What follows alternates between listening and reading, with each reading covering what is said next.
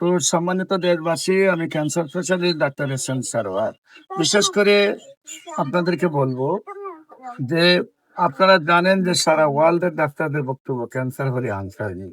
সেমনি একজন ক্যান্সার রোগী সুস্থ হয়েছেন। ভোলা জেলার যে মাস্টার অ্যাসোসিয়েশন আছে, সেই মাস্টার অ্যাসোসিয়েশনের সম্মানিত সভাপতি সালাউদ্দিন সাহেব, যিনি 85 কেজি ওজন নিয়ে ক্যান্সার ধরা পড়ার পর চিকিৎসা করতে করতে ওনার ওজন চলে আসে 25 কেজিতে, এবং বাম পায়ের হাঁটুর নিচে ক্যান্সারে আক্রান্তর কারণে হাড় ভেঙে 2 টুকরা হয়ে যায়। ডাক্তাররা বললেন ফুঙ্গতে তার পাটা কেটে ফেলতে হবে। আমি বললাম যে পাটা কাটলে কি ক্যান্সার মুক্ত হবে? ওনারা বললেন পাটা কাটলেও ক্যান্সার মুক্ত হবে না। আমি বললাম তাহলে ওনাকে ব্যান্ডেজ করে দিয়ে দেন, দেখা যাক বাকিটা কি হয়। ওনারা বললেন ব্যান্ডেজ এমনি করলে সে পছন্দ করবে আরো বেশি, এমনি তো পচে গেছে, আর পাটা কেটে লাভ নেই, আপনারা দিয়ে দেন, দেখি কি হয়। বিশেষ করে ওনারা আমার অনুরোধ রাখলেন।